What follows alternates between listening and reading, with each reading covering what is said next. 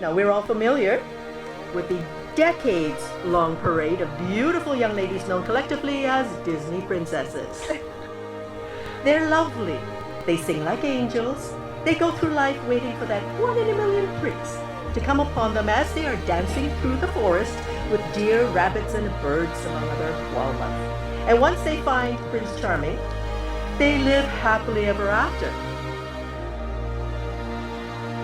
I want to tell you a fairy tale.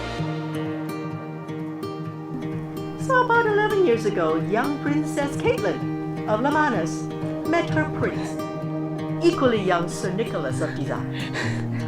As a modern princess, Kaitlyn didn't immediately fall into Sir Nick's arms, oh no. She made him work for her favor.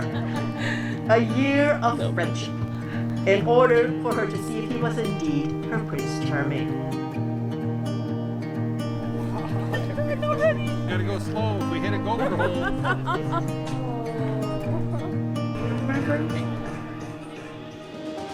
Kaitlyn is one of the most determined, unyielding, smart, and genuinely thoughtful people you will ever meet. Very bright, very beautiful, and a loving friend. It was absolutely no surprise to any of us that some lovely guy like Nick would find her and fall in love immediately. Even from a young age, Kaitlyn has always known that she's deserved the absolute best. Always. So when she met Nick and told me she was falling for him, I obviously have very high expectations myself. I thought, who would be good enough for Kaitlyn? But then I met Nick, and it all made sense. What I always saw in Nick was this consistency in his love for Kaitlyn. He always had this ability to stay calm when she was stressed, to comfort her when she was upset, annoy her, and somehow also make her laugh at the same time. And watching you two grow up together as a couple, parent Caleb together, has just been a total joy of my life. And along the way, they managed to beget a handsome young princeling and heir. Yes, young Prince Caleb. We've already experienced so much of life together, 11 years tomorrow, and we're raising the most incredible little boy that we love so much. This partnership in love and parenthood hasn't been easy, but it's been so worth it, and I can't wait to spend the rest of my life with you. Michelle, you've raised Nick to be the most kind-hearted, loving, patient, and considerate person that I could ever hope to call my husband, and I'm so grateful for that. Well, I didn't think I was a crier. I've been telling people I'm not a crier all along, and here I am tearing up. Mom and Dad, I owe you a huge, huge thank you. You've seen me grow up, and you've helped me develop and mature into the woman that I am today. And I hope that after all of your hard work that it's been worthwhile. You've been such a great help with Caleb always, but especially the last few months. To McDonald's. To McDonald's. Some of you know that Kaitlyn's been dragging me to the altar since she was about 5 years old. She'd come down the hallway with her make-believe wedding dress on, and we'd have to go through the whole marriage ceremony. And I know she's waited a long time, and COVID delayed it even further. And I kind of saw you guys as being married when you first kind of started dating. And, you know, I mentioned to Nance, I bet you she's going to marry that guy, you know.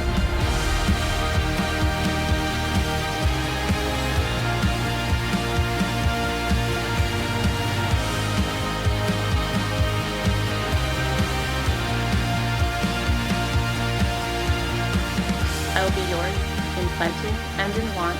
In sickness and in health, in failure and in triumph. You are my person, my love and my life, Today and always. today and always. It is my pleasure to pronounce you husband and a wife. You may take the bride.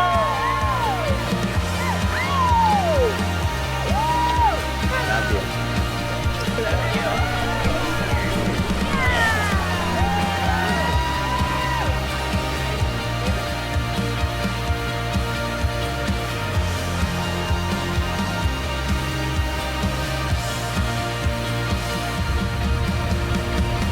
It is an absolute dream to watch my best friend marry the love of her life.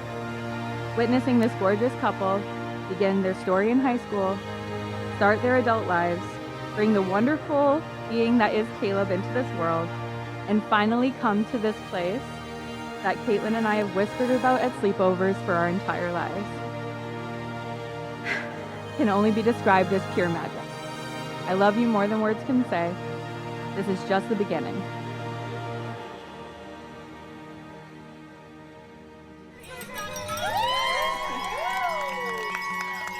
I'm really not surprised that this is an incredibly beautiful wedding, as I'm sure none of us are. Kaitlyn has been planning this day for long before I met her in the 3rd grade. As Bob mentioned, it's been a long time. So much work, so much eye for detail, and knowing exactly what she wanted to make this perfect night. I think the vision, Kaitlyn, correct me if I'm wrong, was initially wearing a Cinderella dress with the man of her dreams at Disneyland. Something like that. She's got the dress and she's got the man, and I could have sworn I heard those cows talking earlier. So, we've got Disney. Love like we never grew up and live like you just get one tonight. We're kings and queens. One blink and it's over. Wake up and we're older tonight. We're kings and queens. They started dating when we were 15 years old, and we, being a tight-knit group of 15-year-old girls, knew every development of their relationship. Who made the first move? Everyone was living vicariously through their beautiful, idyllic teenage romance. From youth dances in Guilford to nights dancing at Tap House, from college graduations to pregnancy announcements, from drinking growers, never again, to growing up. Love like we never grew up and live like you just get one tonight. We're kings and queens. One blink and it's over. Wake up and we're older tonight. We're kings and queens.